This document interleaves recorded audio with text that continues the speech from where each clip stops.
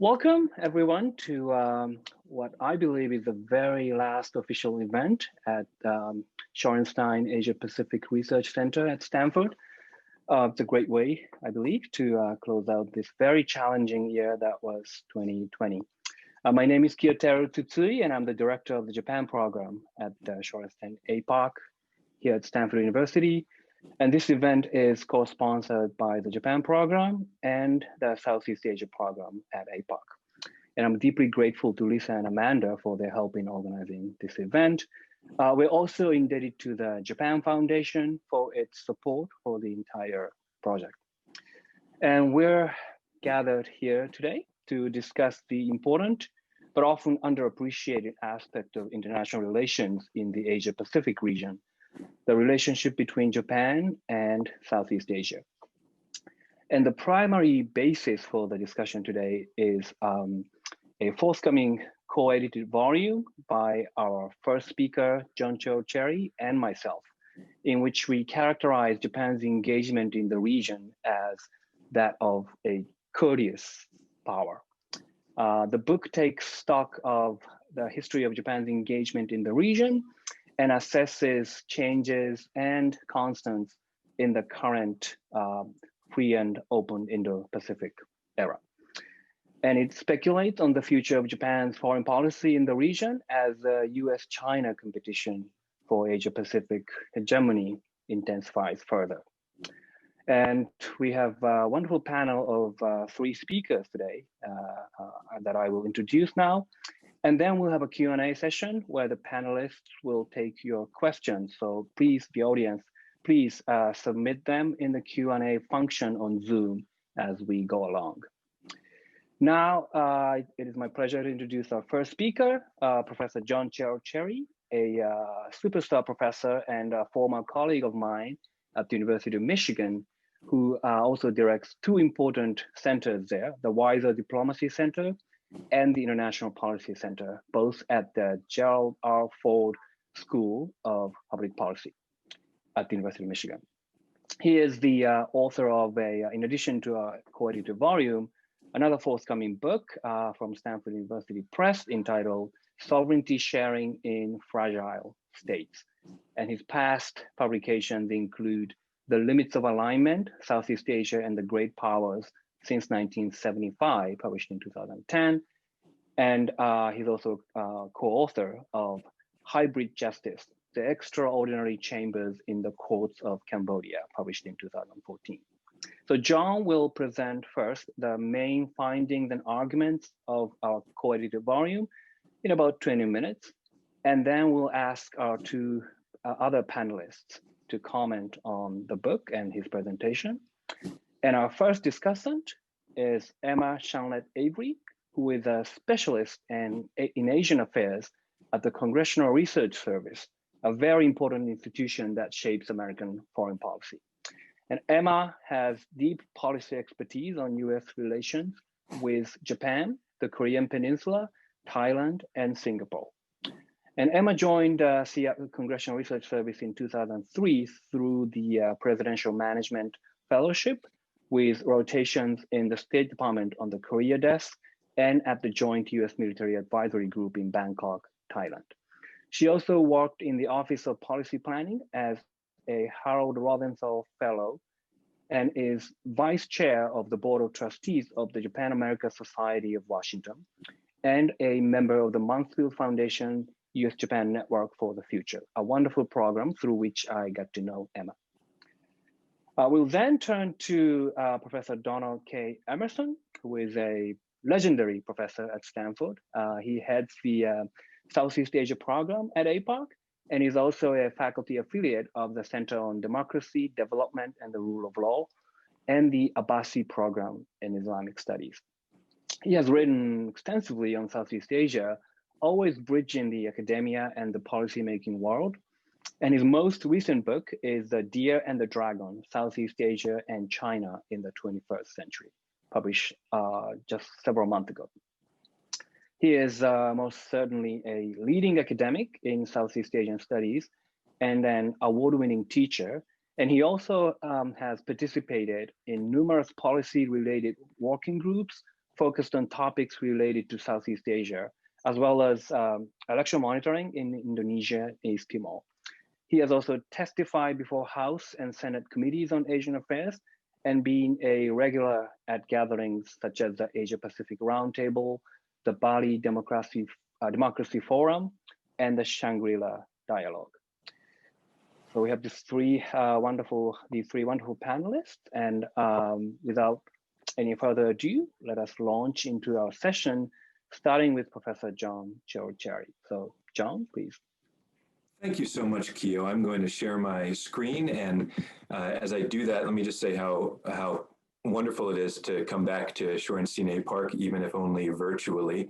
I had the great pleasure and privilege of being a Shorenstein Fellow there years ago and studying with Don and Giwok and the rest of the gang. So it's great to see you all here tonight.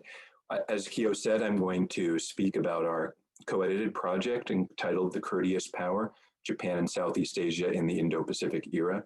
This is going to be the image that adorns the cover of the book, showing Prime Minister Shinzo Abe exhibiting a certain form of courtesy to Aung San Suu Kyi. This book is an examination of a crucial and enduring relationship between Japan and Southeast Asia. And one of the motivations for writing it is that we've got a number of really excellent, a few really excellent books that have come out just in the past year on China's relations with Southeast Asia, including The Deer and the Dragon that Don Emerson edited. And we thought it would be important and useful at the same time to be looking at how Japan fits into this equation, the nature of its relations in the region, how that factors into an understanding of the broader Indo-Pacific regional order. So we brought together, with support from the Japan Foundation, a group of interdisciplinary scholars from North America, Japan, and Southeast Asia, and their contributions will furnish the edited volume that's forthcoming. There are several key themes that we discuss in the book. The first is to emphasize Japan's active, proactive, and autonomous roles in Southeast Asia. To an APARC audience, this is probably nothing new, but certainly at large, there is a tendency, both in scholarly and policy circles, to downplay or even ignore Japan's vital contributions to the region, or to cast Japan in the role as an American sidekick in Southeast Asia. And while clearly there is cooperation, often close cooperation between the US and Japan in the region, Japan also has been proactive and quite independent in a number of areas that we wish to explore.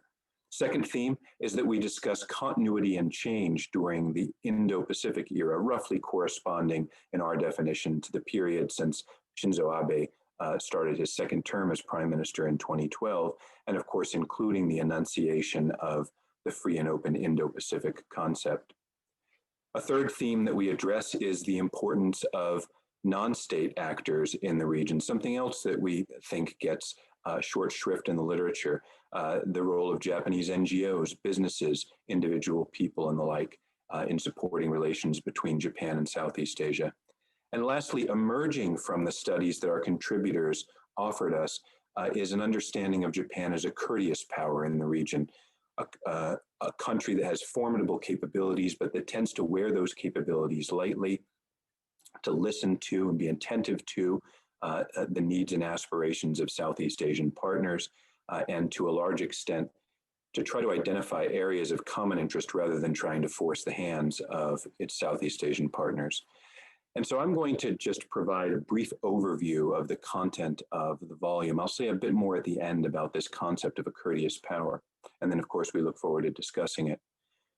In the book, we try to chart multiple channels of Japanese influence in Southeast Asia. The first half of the book, the first 5 chapters, concern official interactions, whether in the security domain, through economic channels, or via bilateral or multilateral diplomacy. And the latter half of the book includes 5 chapters that look at the roles of non-state actors, including businesses, civil society organizations, grassroots diplomats, or in this case, women who have migrated to Southeast Asia, or producers or consumers of cultural products, such as the manga or anime image shown here at the bottom of your slide, with back set in Singapore.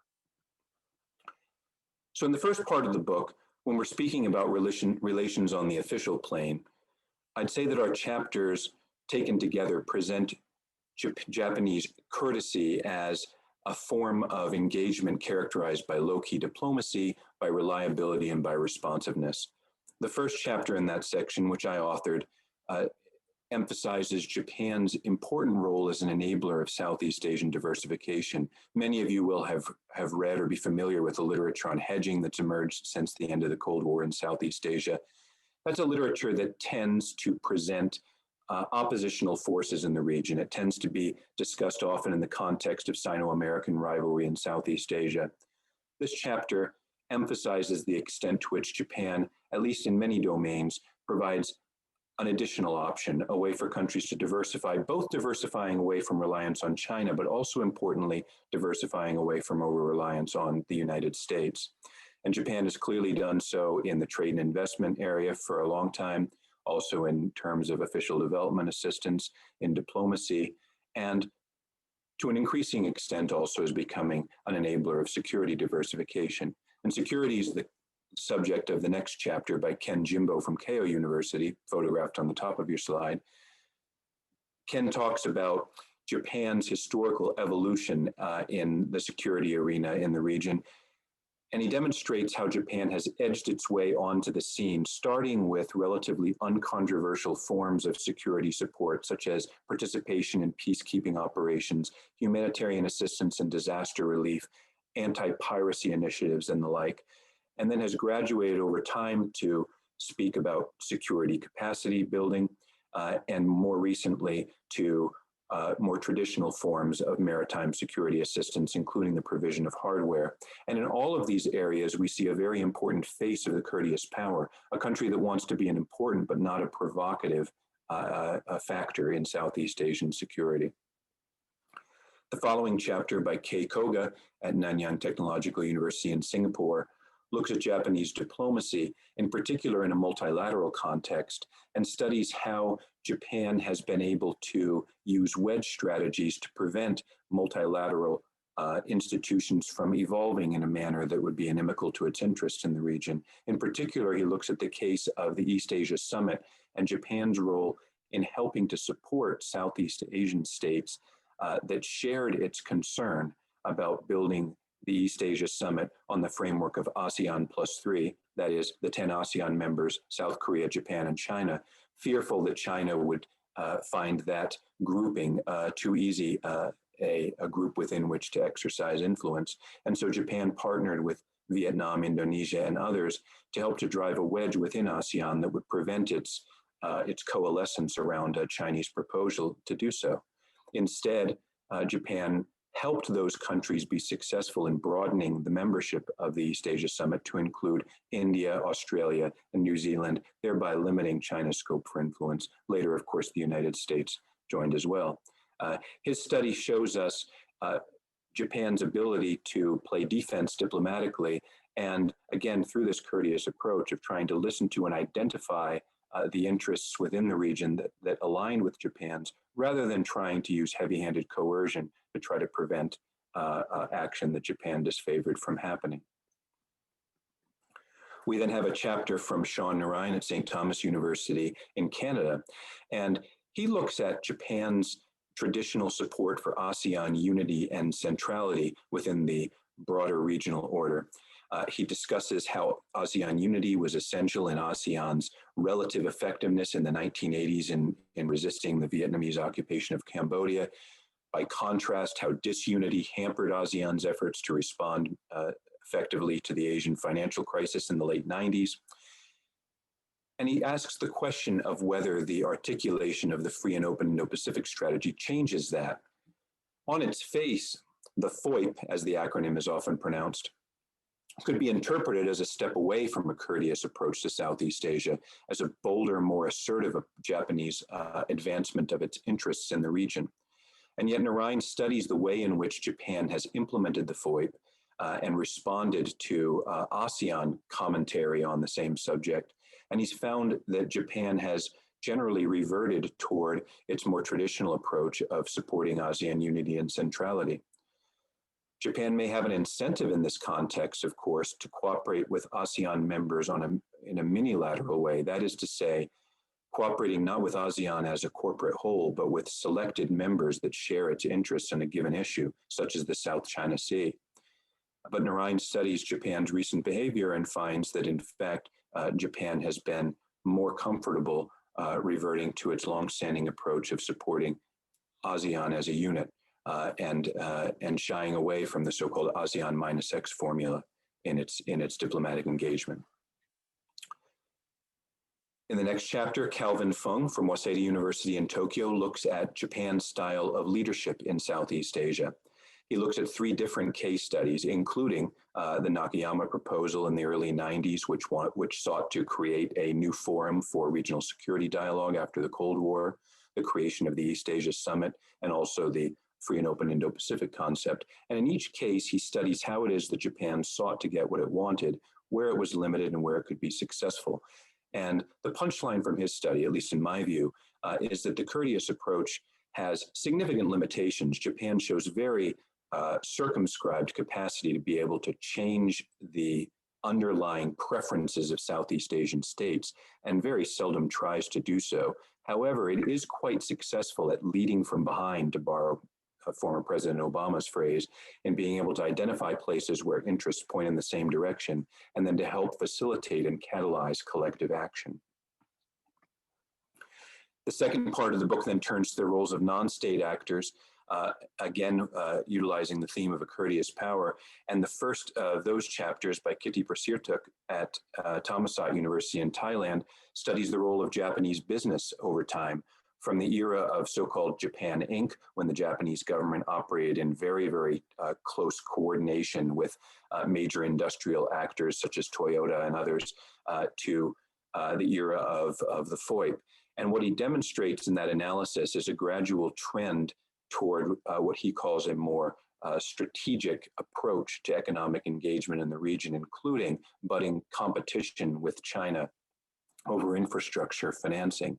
Nevertheless, we do see shades throughout the study of some of the consistent approach that Japan has taken, again, looking to its partners in Southeast Asia, including Thailand and many others, to identify their economic development interests and to try to orient its activities in a way that will be mutually beneficial.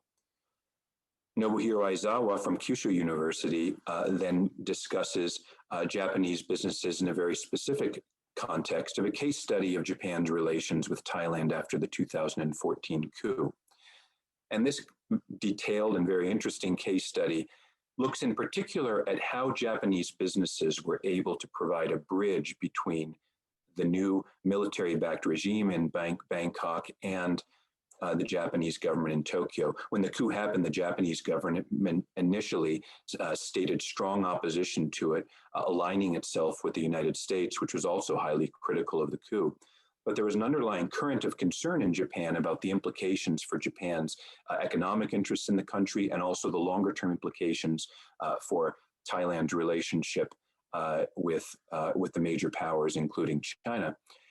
And it was the Japanese Chamber of Commerce that provided a crucial bridging role in providing a communication mechanism between the folks in Tokyo and the new military regime, and in convincing the new military regime that Japan would be a stable partner. And it did that by adopting a new form of talking about democracy promotion, rather than talking about democracy promotion in terms of civil and political liberties, for example. It instead emphasized the need for stability, transparency, predictability as part of the pathway toward democracy, in essence conveying to the junta that Japanese business was inclined to remain present in the country, which was crucial to the new government's success. And so in that way, we can see an aspect of courteous power that has two sides to it. The Japanese business community did provide a crucial bridging function and help Japan maintain a positive relationship after the regime shift in Thailand. But on the flip side, that courteous approach was one in which liberal values of democracy were very much downplayed and instead replaced by an emphasis on stability and other economic interests. The chapter that follows by Ciorciari and Wajuwaku, also of Thammasat University, talks about Japanese NGOs and studies their engagement in grassroots projects in the Mekong subregion. And here, the question is, courteous toward whom? Japanese NGOs became much more closely affiliated with the government during the 1990s and 2000s. That gave many of them access to policy-making processes whereby they could exercise useful influence.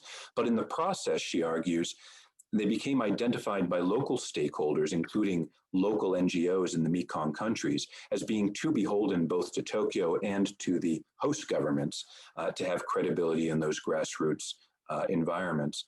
And she compares two NGOs to shed light on this possible trade-off. One of them, Mekong Watch, an NGO that distanced itself from the Japanese government and thereby also to the Japanese government's Southeast Asian official partners, was able therefore to develop more local credibility, but lost access to policy conversations whereby it could exercise influence. On the flip side, she looks at Japan Water Forum, an NGO that developed very close ties with the government, but at some expense to its local credibility at the grassroots level.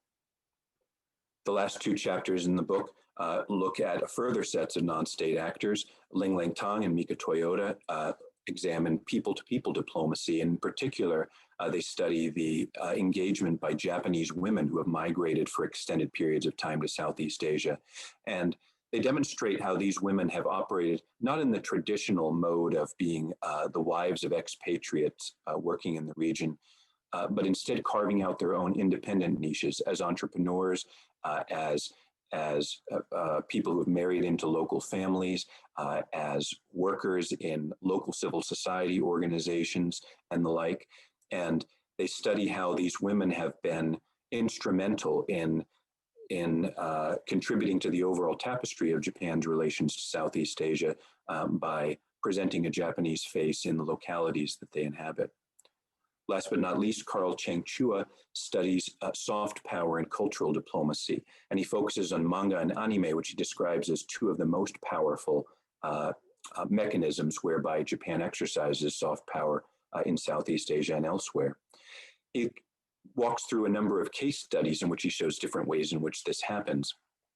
And I'll mention just one of them now, an interesting case in Vietnam in which initially Doraemon, a popular Japanese character, was knocked off by Japanese producers and sold on the local market.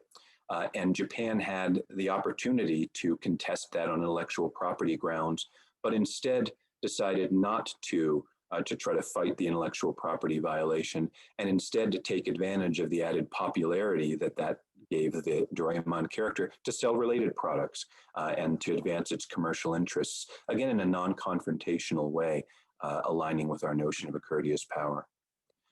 And so some quick takeaways before I turn over with eagerness to hear Emma and Don's comments. Why be a courteous power? Japan, in our argument, had very little alternative choice.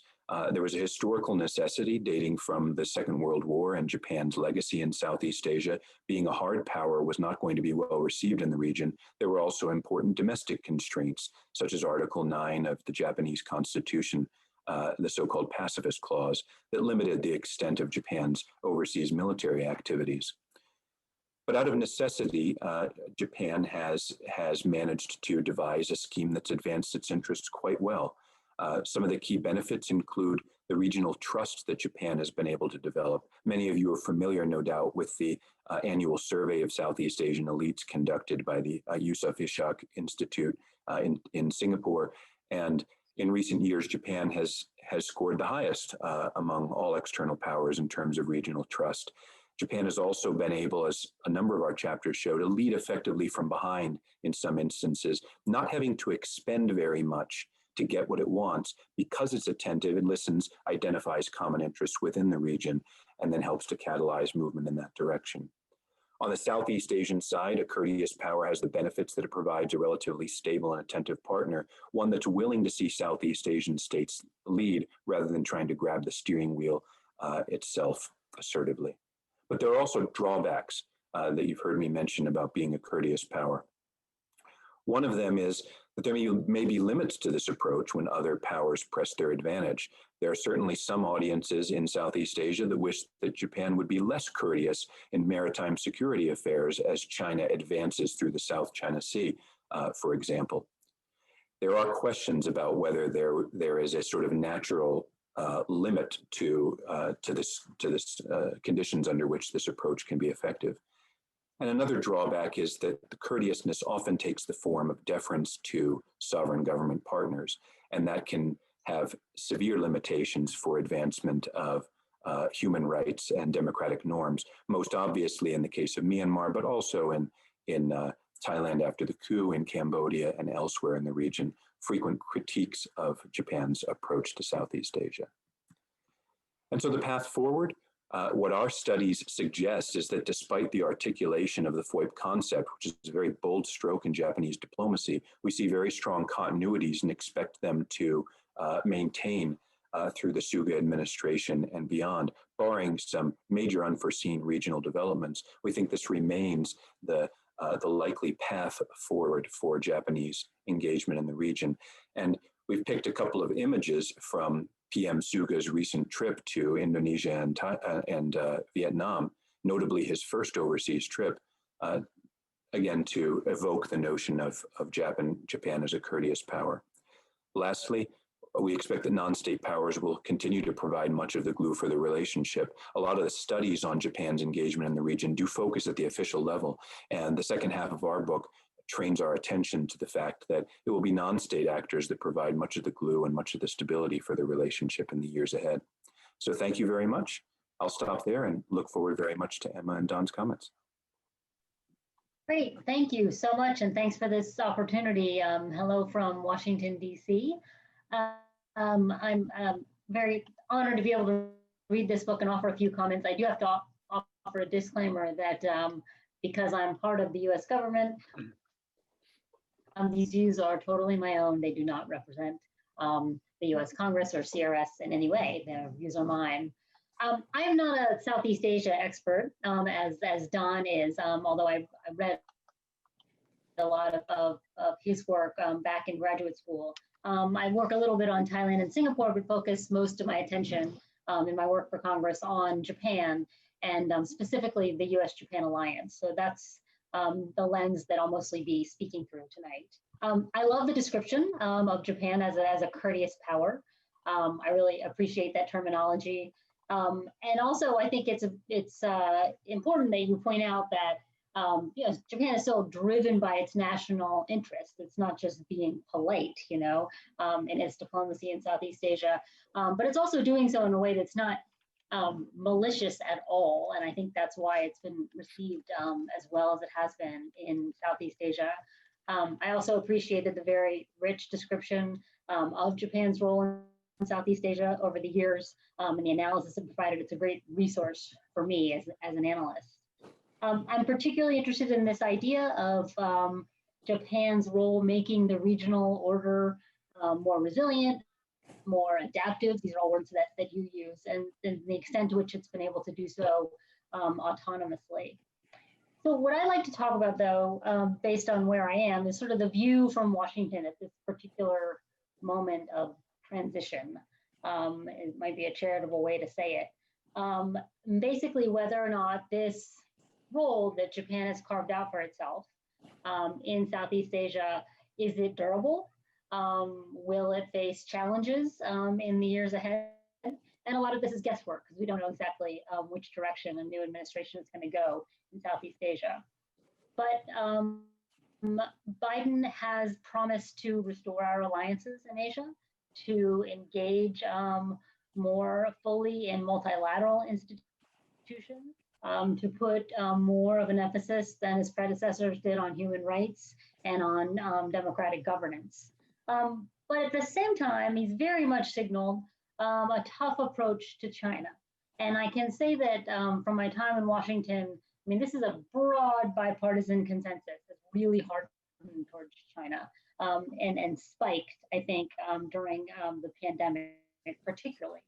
So overwhelmingly, the context of the region that we're looking at is going to be very much defined by and shaped by this increasing tension and strategic competition between the United States and China. And I think it will shape all of these overlapping relationships in important ways. So the big question as it relates to this book and to Japan is whether or not Japan can maintain its courtesy, essentially, and its reputation as a productive actor, as a respectful partner, if the divisions in the region and in Southeast Asia specifically really harden and intensify in the years to come. Biden very much campaigned both domestically and internationally in promising a return to normalcy in some ways. But at the same time, as I look at the region, it's the region has continued, the world has continued to change around us. So there's no real return to the normal that there was there when he left office as vice president.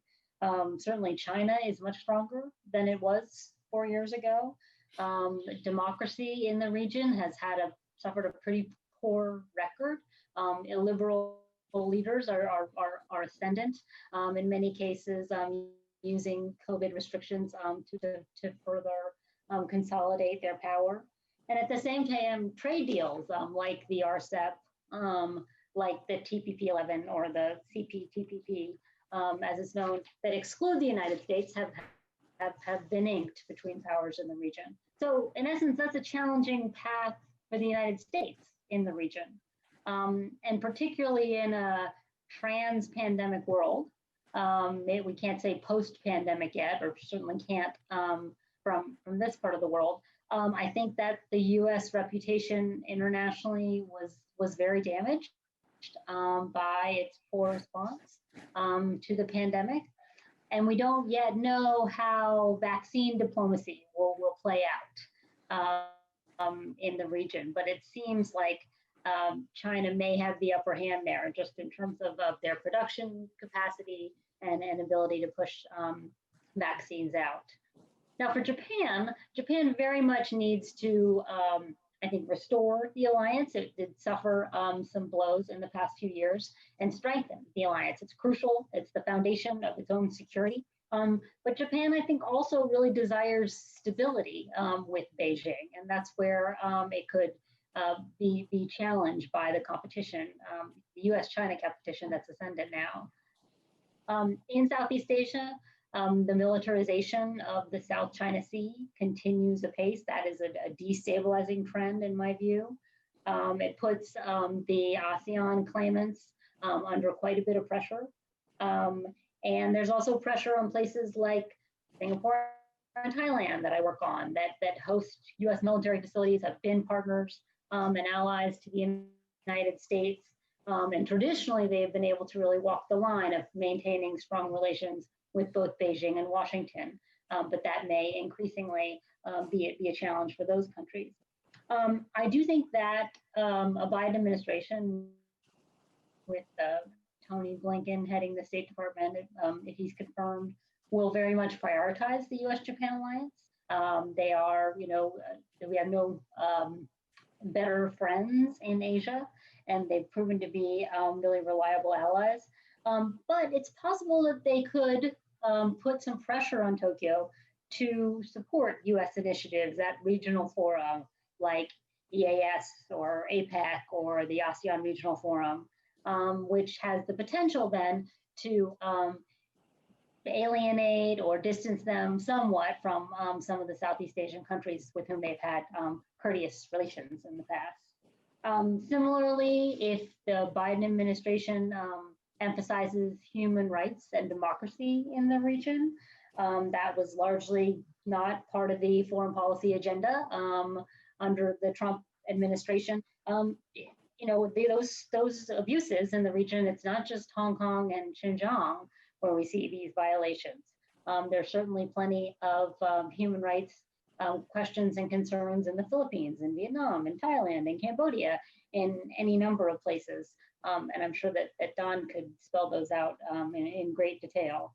Japan traditionally has been a lot less public, at least, about human rights concerns there. And that has probably helped maintain its relationship with many of these countries. And then just looking briefly at the broader regional framework, as was mentioned earlier, Japan very much championed the free and open Indo-Pacific, the FOIP, which I find one of the most annoying ways to pronounce an acronym, and also the Quadrilateral Security Dialogue with India, Australia, the United States, and Japan. We don't know now the extent to which a Biden administration would embrace the Quad, but if it is, and if it's operationalized in a more meaningful way, China has made very clear that it would see that as encirclement and as a threat, and of course, in the United States, India, and Australia, the hostile relations are really increasing with Beijing all at the same time. So all of this heightens tension in the region, and I think, again, challenges Japan's ability to walk this line of being perceived as a more neutral and productive partner for these Southeast Asian countries. I don't want to end on an entirely sour note, although I'll say I am often the pessimist in the room. But as you lay out in this book, it's very convincing the benefits of Japan being in this position as a leader economically, in terms of foreign direct investment, in terms of being a strong trade partner for many of these countries. Tokyo has very much, particularly under Abe, but over decades really cultivated these strong relationships with these capitals there, demonstrated great leadership in terms of leading the TPP 11 after the United States withdrew from the deal, and is well positioned to be a mitigator, perhaps, of some of the U.S. China competition that we see on the rise. So I'll stop there, and I'm happy to take questions about any of the things that I just mentioned. Thanks. Thank you so much, Emma. Now I'd like to turn to Don. Well, thank you very much for the invitation for the book, which is, by the way, a terrific book. I encourage all the attendees to get a copy and read it. Really, I'm not just making that up to be nice. Okay, so thank you, Emma. You did a terrific job of putting this topic in the context of American foreign policy, China, and so forth. And I'm going to try to complement with an E, but also an I, complement your arrangement with a different focus. I want to suggest that there are three questions that are generated by the book. I mean, there are many others as well, but three really major capital letter questions. First, why is Japan courteous? Now, I'm accepting the notion that Japan is courteous. I think the evidence for that, and depending upon how you define courteous, is clear enough. So why is Japan courteous? Second, why has its courteousness apparently succeeded? And third, will Japan's courteousness change in the future as conditions change? Because presumably, in the ordinary meaning of the term, courteousness is a function in part of the other party. You are courteous to someone. It seems a little odd to be courteous to yourself, although I suppose you could maybe develop that. And so without delving into layers of meaning surrounding the word courteous, let me just suggest, perhaps to be a little bit provocative, that I don't know much about Japan, but those who also have relatively shallow understanding of Japan, maybe I'm exaggerating my ignorance a little bit, are familiar with the distinction between tatemae and honne. That is to say that tatemae is the superficial courtesy that you afford others, but honne, those are your deep and true feelings. So without delving into social psychology, which is foreign territory for me, one might keep in mind that possible interpretation, the extent to which courteousness is essentially a diplomatic facade. And I'm not suggesting it is, don't misunderstand. I like the book, I like the argument, I think Japan is a courteous power. And the context, again, really matters. What if this conversation and the book that we're talking about were not Japan and Southeast Asia? What if it were Japan and Northeast Asia? Would Japan appear as courteous in that context? Well, I'm not qualified to say.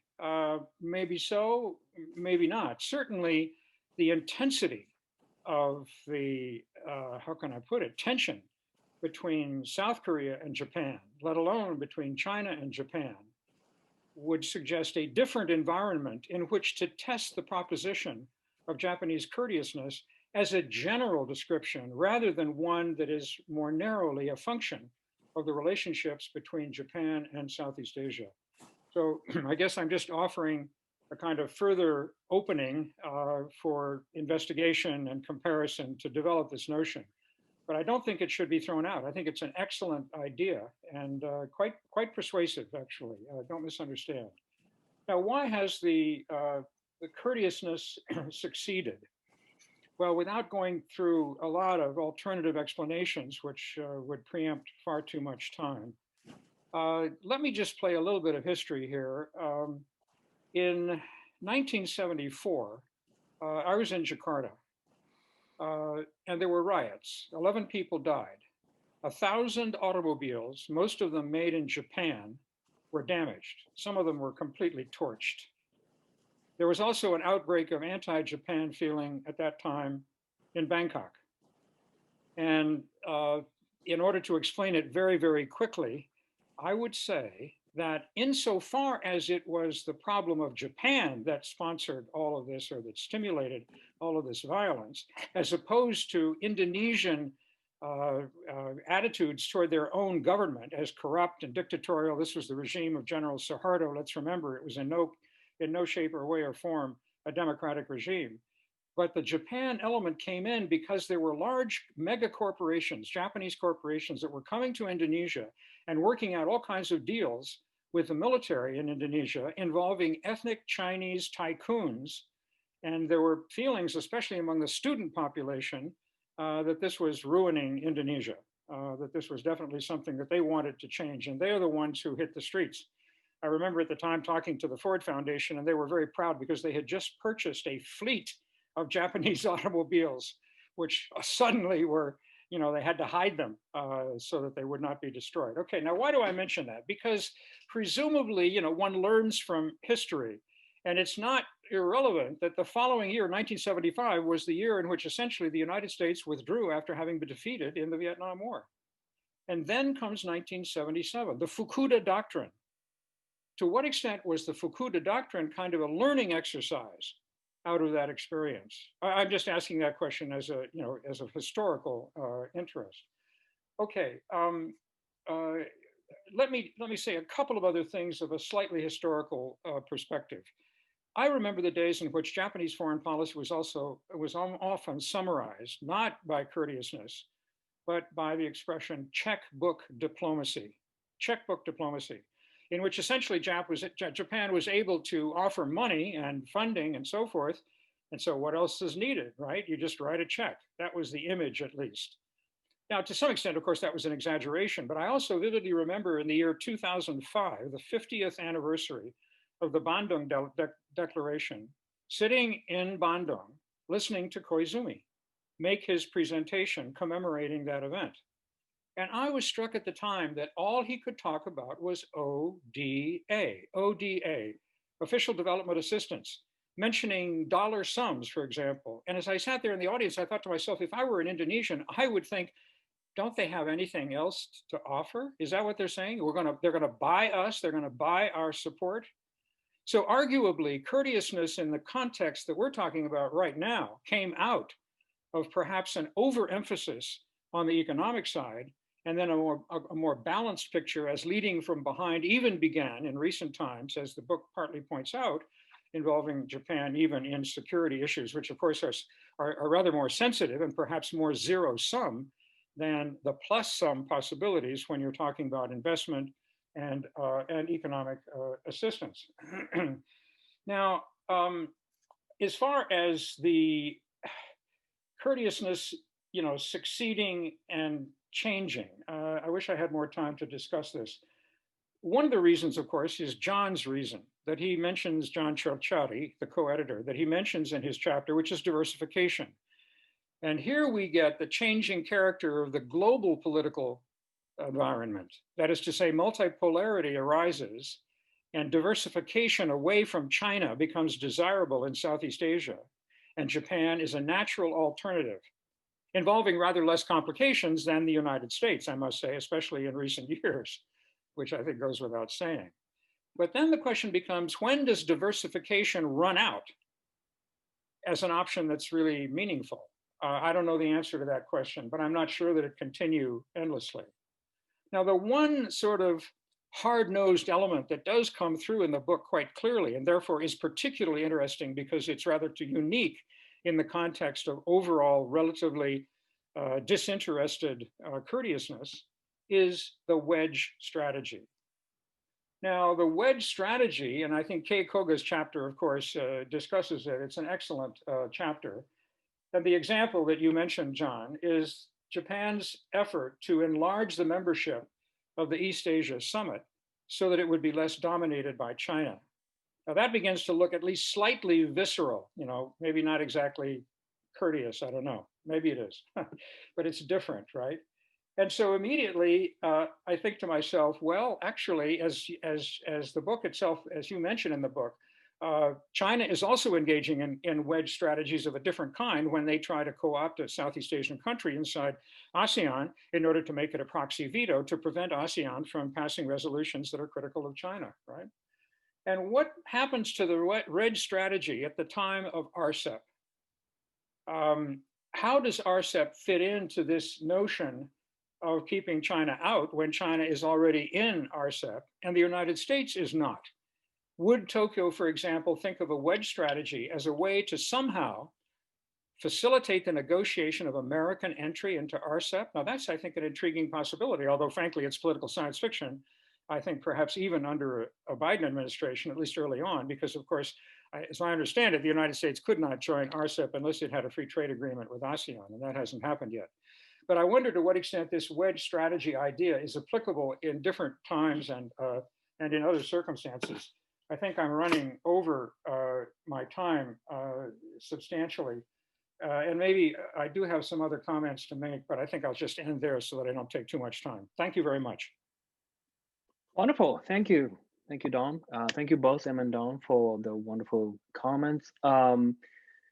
I want to give John an opportunity to respond to that. Before that, I'd like to mention that the book will be, because some of you asked, will be available from the University of Michigan Press soon, maybe in a few months, several months. We're working with the editor, and we'll be sure to let you all know about that. So John, would you like to respond to some of the comments? Sure. Well, thank you, Emma and Don. Your comments very, very rich, and I learned a lot listening. I won't try to respond to all of the questions for interest of time, but I'll pick up on a few points that each of you emphasized. Emma, you put stress on the question of whether the courteous approach would be viable going forward, or more precisely, what would be the strains on that approach in the near term. And I do think that you are correct that both at the level of tectonic shifts in the region in terms of strategic competition, and also in terms of the approach that the Biden administration will take to the alliance and to values diplomacy, those are both going to create strain on Japan. Japan's ability to play the courteous power was relatively easy when juxtaposed to the Trump administration. It becomes a little bit more difficult, as you suggest, if the Biden administration both seeks to pull Japan closer and simultaneously to be more critical of Southeast Asian partners for their domestic governance shortcomings. And so those are certainly issues that the Japanese government will have to navigate. On balance, I suspect there's a great deal of relief and satisfaction with the outcome of the U.S. presidential election in Japan because of the way that President Trump talked erratically and sometimes disparagingly about allies, but there will be some new strains that Japan has to confront.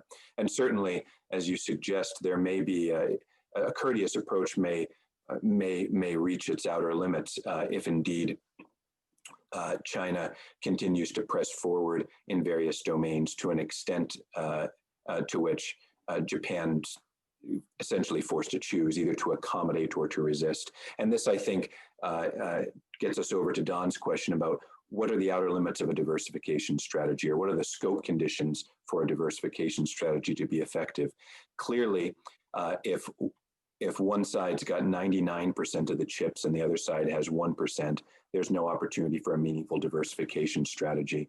And this is one reason why there will continue to be such a strong appetite in Southeast Asia for robust Japanese engagement. As Don said, the US is a more problematic partner, a long history of ebb and flow of US engagement in the region, of cutting countries off more often than Japan when they are perceived as failing domestically on rights grounds. And so in areas like infrastructure, finance, and increasingly in maritime security, Japan is perceived as more reliable and as having a long-term, geographically rooted interest in the region that will make Southeast Asia receptive. There may be a point at which even robust Japanese engagement in various domains, economic, strategic, and otherwise, is insufficient to provide meaningful diversification. At that point, you'd be looking at an area that is essentially a sphere of influence. Don, many interesting questions that you asked. One of them that I'll respond to about wedge strategies. One thing that's interesting that comes out of Kei Koga's chapter is the relative ease of wedge strategies in ASEAN-centered institutions because of consensus-based diplomacy. And you alluded to this by mentioning Cambodia's role in foiling ASEAN statements that would be contrary to Chinese interests. In ASEAN, you need only one out of 10 members to take a dissenting view in order to forestall collective action. And that means it's easy to play defense in terms of wedge strategies. It also is relatively difficult, therefore, just as it will be difficult for China or others to get what they want in a forum like the EAS, it's extremely difficult for Japan to do so. And so Japan's investment in ASEAN unity and centrality is deliberately self-constraining in a sense. Japan has made a long-term bet that its prospects will be best served by a region in which no great power can dominate, rather than trying to invest in an order that Japan could conceivably come to dominate. And I do think that is one element of what we describe as a courteous approach, because it does tend to align with the preference of Southeast Asian states. Excellent. I'd like to inject a couple points in response to those excellent comments, and then we'll ask you to add a few more comments, Emma and Don, and then I'd like to open up for questions because there are already a number of questions. So thank you, wonderful comments. And on Emma's comments, especially about the challenge of Japan having to figure out what to do with its commitment to human rights and democracy and freedom when if the Biden administration pushes more on that in their area. There was an interesting minor controversy in Japan in the last few weeks about the idea of free and open Indo-Pacific, as Chinese foreign minister came, and it was a reasonably warm meeting between him and the prime minister and other government officials. But at the press conference, the Chinese foreign minister mentioned, very prickly comment, made a prickly comment about Japan's activities around the Senkaku Islands. And I think it was actually the foreign minister of Japan who was there, and he didn't say anything to counter that. He just let it go. And Foreign Minister Motegi received a lot of criticism. And around the same time, there was a statement made by the Kante, the cabinet office, using the term not free and open Indo-Pacific, but peaceful and prosperous Indo-Pacific. And that incited some very strong reaction, led by somebody like a foreign policy expert, Yuichi Hosoya at KO, commenting on how it's critically important for Japan to stick to free and open, because peaceful and prosperous, anybody can commit to that. Anybody would agree with that. And it has nothing to do with sort of the core principles that Japan held dear along with the United States. If free and open part get dropped and replaced by prosperous and peaceful, then this principle really doesn't mean anything. It's really, it's criticized as kind of catering toward China. The government backed down and repeated its commitment to free and open Indo-Pacific. So the debate kind of ended.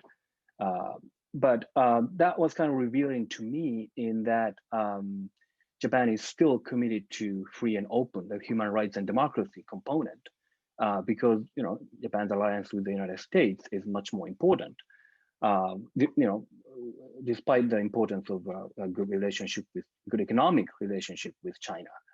So that was a very telling story. And if you read a volume, Nobu Aizawa's chapter examines how Japan addressed this issue in 2014. And in the short term, that kind of it was a very creative effort by the business community to resolve the challenging situation for the Japanese government, which was not willing to commit to human rights, well, in the same way that the U.S. government did. So that was a challenge. And in the short time, that problem was resolved. But in the long term, the government would have to make more of a decision on whether to really push on the principle of human rights and democracy or not. And this recent episode, it seems to me, demonstrated that Japan is ready to make a stronger commitment if it has to make that decision. So that's a response to Emma's comment. On Don's comment, it's definitely true that the Tanaka riot was very important and very directly connected to Squid Doctrine and so on. And the parallel, the comparison between Japan's courteous approach to Southeast Asia and not so courteous approach to Northeast Asia, especially South Korea, is very telling. And it really revealed an aspect of Japan's engagement with Southeast Asia that John and I may not have paid enough attention, which is that Southeast Asian countries do not pose the same kind of threat to Japan that Northeast Asian countries do. So that really is an important factor that enabled Japan to take the courteous approach without much cost. And that may be an aspect that we need to pay more attention to. I said too much. If Emma and Don, if you have any reaction to our response, we'd like to start from there. I don't have a lot to say. I appreciate those comments. They're very well informed and spot on. I mean, I'll just say to what Kiyo just mentioned. I mean, this whole notion of peaceful and prosperous, free and open. I mean, this is it's not to trivialize language in the way that it's used, but this is it's familiar that Japan would particularly in Japan they would parse these words and what it means. I mean, the number of times we've been through, are they the cornerstone of the U.S. security presence, or the linchpin? I think a little bit of it gets overblown, and that happens particularly at the outset of a new administration when you're just trying to figure out what it means, where it's going, and whether these are carefully crafted statements or not. But I think it's important to look at the context. I mean, yeah, President Trump adopted Japan's free and open Indo-Pacific tagline, but I don't think it was done so, in looking at a strategic concept of the region. It was just sort of like, that sounds good. Let's go with that. I think that's okay. So I don't. I'm not sure that you can read that much into these statements right now. I would also point out, just on the human rights front, sometimes it could be a little bit of a cynical way of looking at it, but Japan can be enthusiastic about the United States pointing out China's human rights abuses, and often there's pressure in these track 2 and track 1.5 dialogues. Why is the United States saying more about what's going on in Hong Kong and China? Whereas, right before the pandemic disrupted everything, Japan was going to host Xi Jinping, in a grand ceremony for a state visit, and they weren't saying those things about China's human rights abuses. So sometimes I think we get into little games here about who's pointing out what, to some extent. But I do think it will be interesting to see how that dynamic plays out if the Biden administration, puts a lot more emphasis on on pointing out human rights concerns, even if they are, embracing ASEAN as a platform for engaging in the region. Don, do you have? Yes, if you don't mind, I'm just going to use this opportunity to slot in a few, not necessarily connected comments to, further the discussion. In the explanation of Japanese courtesy, I wonder if corruption plays a role. I'm struck by the fact that in the Corruptions Perceptions Index, Japan is, how can I put it? The least corrupt country in Asia, according to that index, and I'm not going to go into the methodology, is Singapore. And the next least corrupt country in Asia is Japan. And if you look at the ratings for India and China, they are 4 times, each one of them, 4 times more corrupt than Japan. And I'm just asking the question, could this possibly have any relationship to the notion that Japan is a courteous power, and also to the statistic that was mentioned by John, which really is quite remarkable, that in the survey research done, now everybody's talking about it, done among those in Southeast Asia that are, I suppose you could call them foreign policy influencers, members of the elite with some input into foreign policy making in their respective countries, Japan was by far and away the most trusted countries. Most trusted of all of the countries examined, more than the US, of course, more than China and so forth. And that's an asset, that soft power asset is something that Japan could take advantage of. And then I want to talk briefly about structural power, because one of the distinctions that one makes here is that Japan, unlike some other countries, tends to be very much in favor of multilateralism. Now, we could debate multilateralism. If multilateralism is thought to be, a hammer, and that's all you've got, and everything then begins looking like a hammer. Well, frankly, there's some problems that are made worse by multilateralism. Let's be honest about that. Because multilateralism in emergency situations doesn't produce results quickly, and there can be deadlock, and I could go on and on. But multilateralism leads to a question about structural power, not the power of an individual country in its foreign policy, but the power of a country, for example, to cede, if that's the right term, or maybe even colonize, to use a harsher term, international organizations. Some would argue that that's exactly what China has been doing in the World Health Organization, which is why they're not getting as much feedback of a negative sort from the World Health Organization with regard to Wuhan and what might have happened there, right? And I think that's part of a broader strategy on China's part. Well, if Japan becomes so committed to multilateralism, is it possible that Japan could develop a certain amount of structural power in that regard?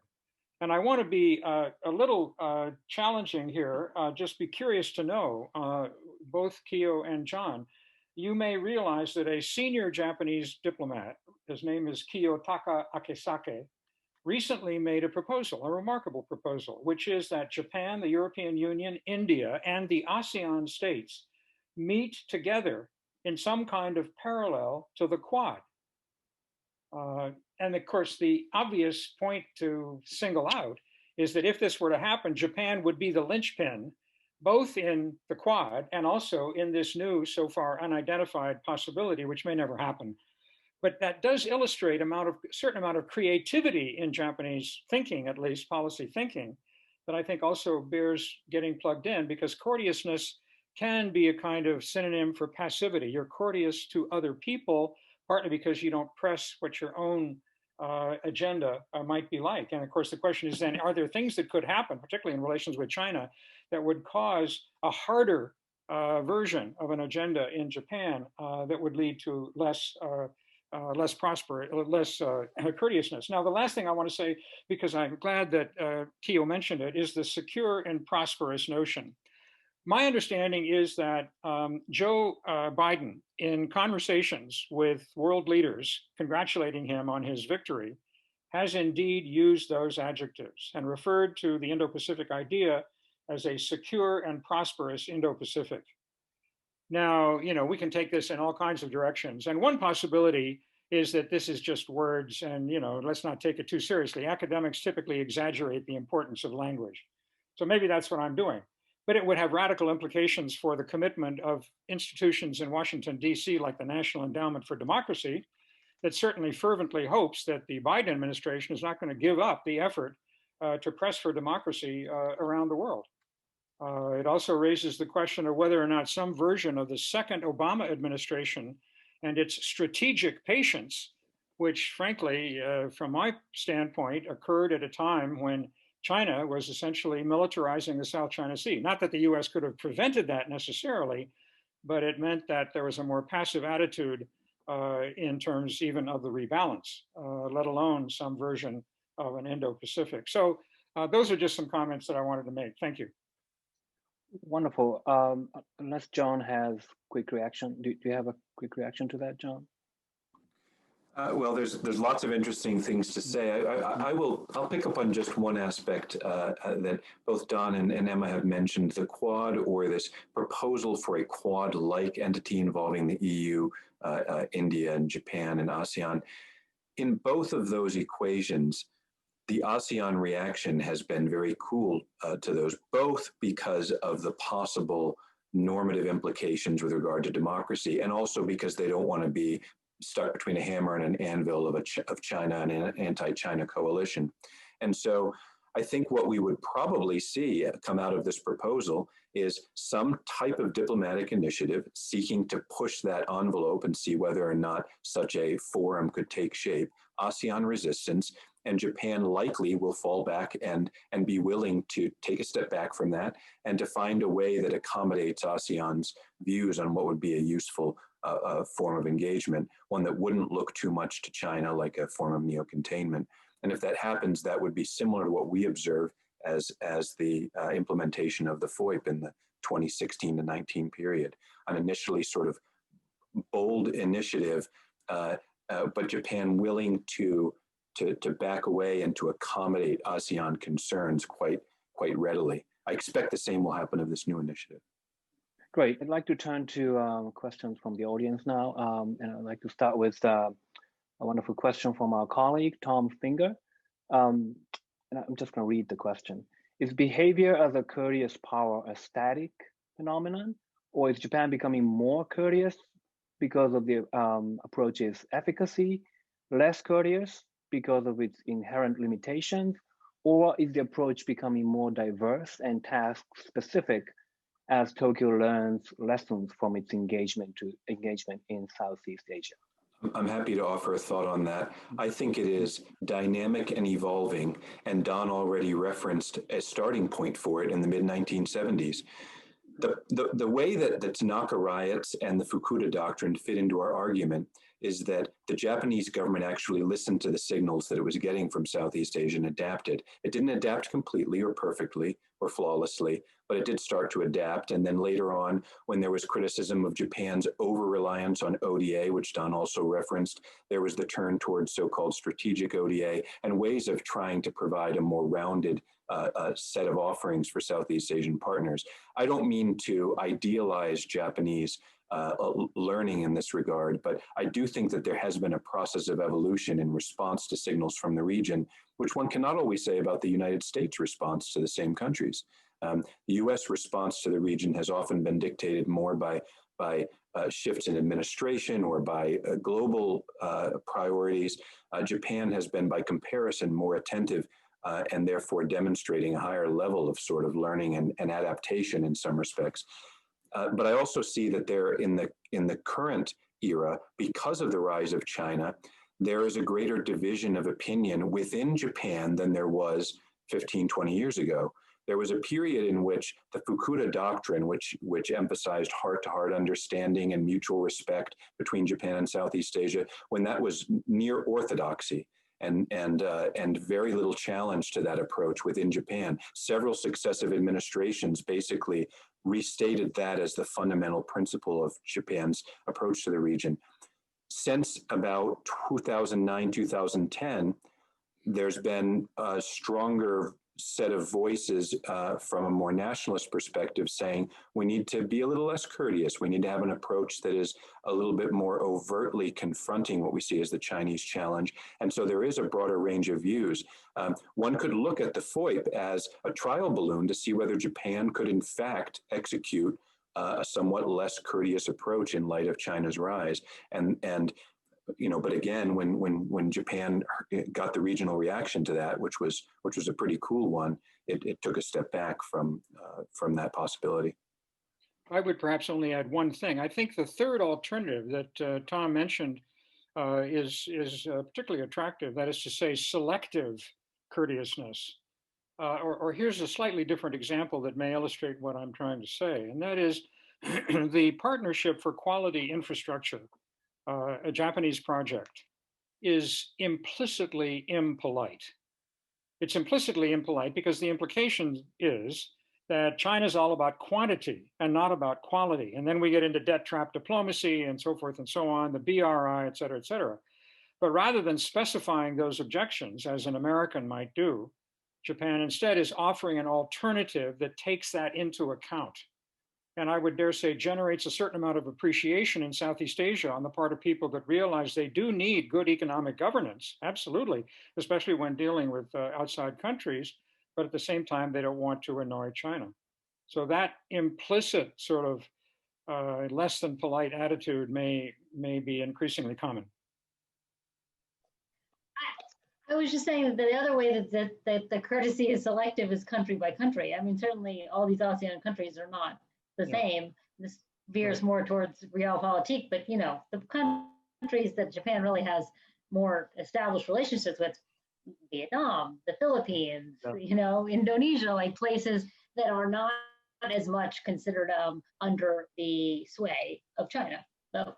No, I agree. And one way to make Japan less courteous is if one country in Southeast Asia teams up with, say, South Korea and China to bring up the history issues and start attacking Japan, then that would, I think, incite very strong reaction against that country from Tokyo.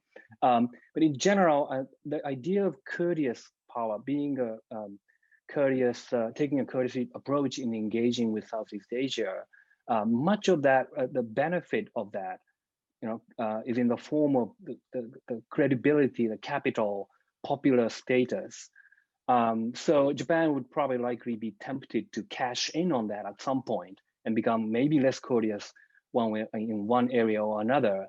But I'm not sure how many opportunities Japan would have to cash in on that, because just being consistently courteous is one main reason why Japan achieved the sort of popular status that it has today in Southeast Asia. Okay, so I'd like to move on to the next question from Kenneth Del Mazo. Can you provide a more quantifiable assessment of our strained alliances in Southeast Asia? How broken are or aren't they? Yeah, it probably means our, meaning United States strained alliances. Well, it's not. I mean, in Southeast Asia, our treaty allies are only the Philippines and Thailand, and in some ways, those are legacy alliances in a lot of ways, and have had a lot of sort of structural issues for a long time.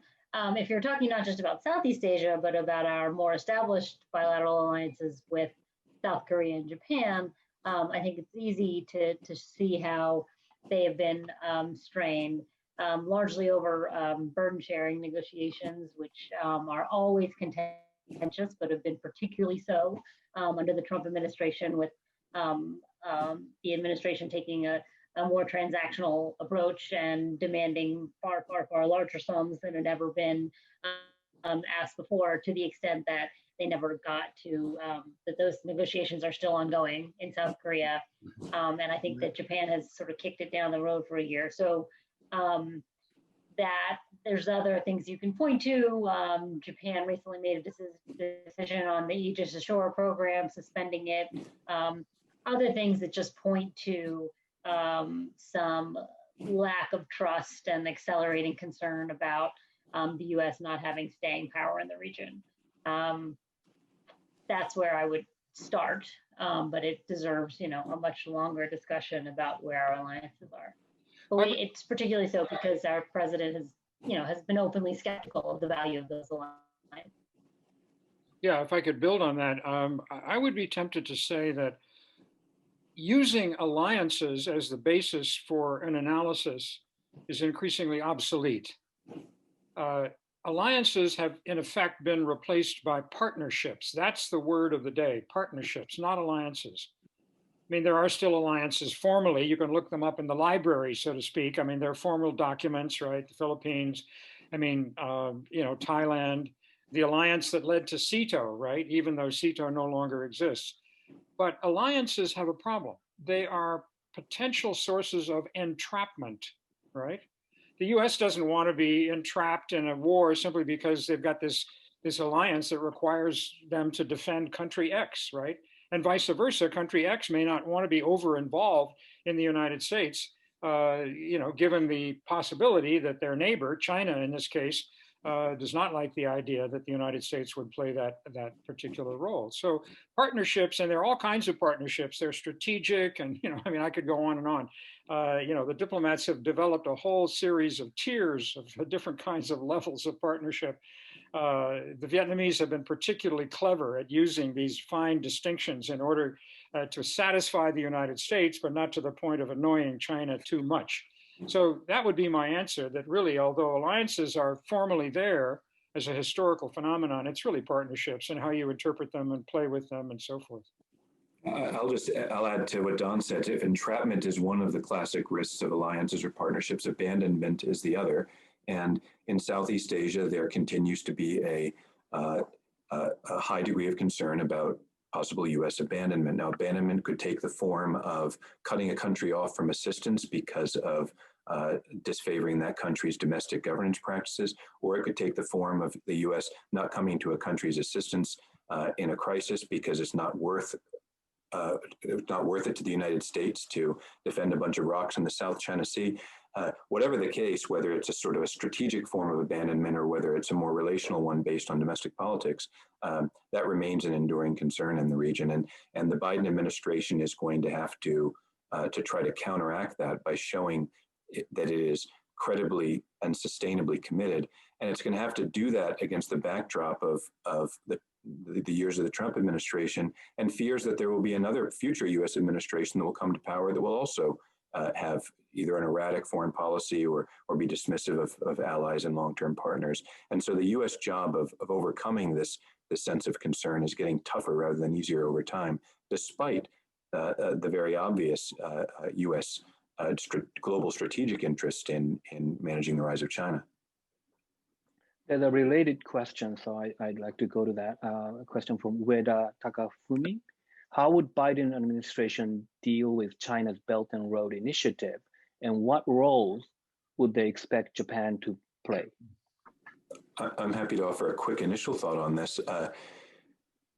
Japan's quality infrastructure investment initiative that Don mentioned is Japan's answer to the Belt and Road Initiative, the idea that Japan would provide assistance. And by the way, it's worth noting, Japan has a much larger stock of investment in Southeast Asia than does China. China has more new investment, and China is the dominant investment contributor to countries like Laos and Cambodia. But region-wide, Japan is still the larger player. And Japan continues to compete for contracts all over the region with China and others, and so is the other major game in town, and is presenting itself as providing infrastructure that will last longer, comply more with environmental and labor standards, and transparency and anti-corruption.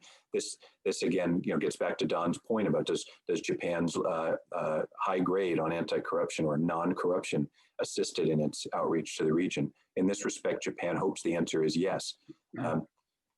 In a lot of these cases, Japan will lose the bids because China will offer the project more quickly and cheaply, and might also be willing to provide benefits to the officials or the companies locally that are doing the deals that the Japanese would not be willing to provide. That said, even if Japan loses on a bid, it still provides a very important benefit to the Southeast Asian partner, because if you've got two options, you can negotiate more effectively than if you've only got one. And Southeast Asian partners are able, therefore, to at least point to the availability of a Japanese bidder when they negotiate with Chinese providers. And so one doesn't need to necessarily just do a tally of who wins how many bids to see how influential Japan is. Its mere presence in the region as an alternative to China is an important factor in how the BRI evolves. I might add that if we look at sort of what is possible and what is likely, let's start with the possibility that the United States could actually join the BRI. That's not going to happen. Could the United States, however, join the AIIB, the Asian Infrastructure Investment Bank, which is much more focused on quality assistance than is the BRI? I think that's unlikely, particularly early in this new administration, which will be preoccupied basically with COVID-19 and so forth, domestic issues. But down the road, perhaps, I don't know, it's at least conceivable. But what is more likely, I should imagine, is that the existing efforts to offer an alternative on the part of the United States, I think of Build, I think of the Blue Dot Network, I could go on, right? There are these elements, they don't add up to a lot of money, masses of money the way the BRI is. But on the other hand, as far as I know, they're oriented towards quality infrastructure. So I wouldn't completely discount the possibility that those efforts could be continued and perhaps even increased somewhat on the part of the United States, regardless of what Japan does. Jack Green Weber asked a lot of questions. Thank you for them. I'd like to pick out two of them from her. Could another Southeast Asian country, I think is what she means, play a complementary role to Japan's courteous approach? So I guess, is there a partner that Japan can team up with among ASEAN countries? Her second question from her that I like to pose is a middle ground hard, taking an assertive approach? When has Japan done well with this assertive approach? The way she phrased it, assertive is between courteous and aggressive. So has Japan become somewhat more aggressive than the traditional, conventional courteous approach and gained some success in the past with Southeast Asian countries? I would just say it seems, I think that actually the other panelists are probably better equipped to address this, but it does seem like the Vietnam relationship is a particularly strong one with Japan. That they both, strategically both have a distrust of China, I would say, and I think that their economies probably are somewhat complementary as well, given the manufacturing that Vietnam could assume. But I think I think it's a what's the right word? Take you to whatever approach. You sort of like pick the partners that make the most sense at a given time. I would only say this to the first question in terms of a partner. On the one hand, a courteous power would have difficulty, it seems to me, singling out a single Southeast Asian country as the privileged partner, because obviously that could generate resentments among those that are not so singled out, the other 9 members of ASEAN, for example. So I think Japan would have to be very careful diplomatically were they to think of some kind of bilateral relationship with a Southeast Asian country that would also have all kinds of multilateral implications. That seems to me a little bit unlikely, at least on the surface. However, I think it's interesting to know that the World Economic Forum will be meeting not in Davos, but in May.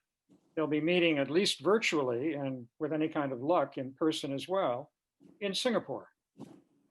As far as I know, this is the first time this has happened. And that offers an opportunity. It offers an opportunity for the United States, it offers an opportunity for Japan, and it also offers, or maybe even it illustrates, an opportunity for Singapore. Singapore, highly developed, plugged in, very sort of, they're one of the few countries in Southeast Asia that actually does think strategically.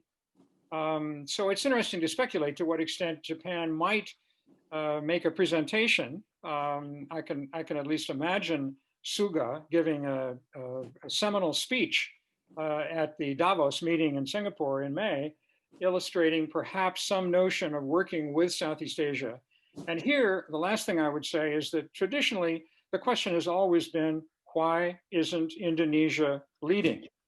Indonesia is the natural leader of Southeast Asia, but they're a highly unlikely partner for Japan or any kind of the sort of technical, economic, and so forth issues in Southeast Asia involving careful diplomacy. I think that's really not at the top of the agenda of Jokowi, the president of Indonesia, which is really unfortunate because, of course, as the larger country in Southeast Asia, the largest, they would have a natural leadership role, at least leading from behind.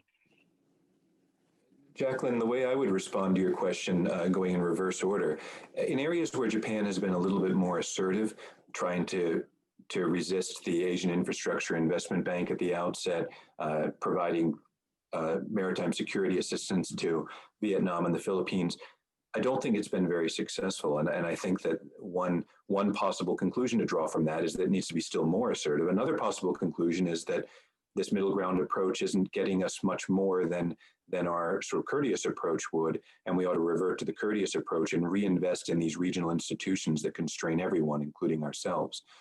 As for your question about who could be a partner, the way I would think of responding to that is to think which countries in Southeast Asia are most appreciative of Japan's courteous approach and would most want Japan to carry that forward, and which countries would, at least on certain issues, want Japan to veer away from that and become markedly more assertive.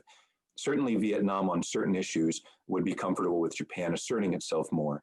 The Philippines is a little bit erratic now because of its current leadership in Duterte, but certainly there are many in the Philippines who would be happy with Japan becoming more assertive, at least in the security arena.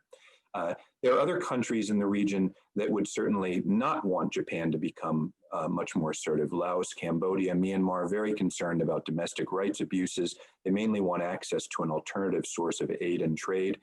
Countries like Malaysia and Indonesia and Singapore, sort of what Don once has referred to as the core states of ASEAN, the ones that have played such an outsized role in developing regional norms and institutions, certainly appreciate Japan's courteousness on that multilateral plane, would have somewhat different points of preference, of course, with regard to the courteousness in, say, maritime security. But I do think that one can think of your point in those terms and see considerable variance across the region on where countries would want to see Japan going forward.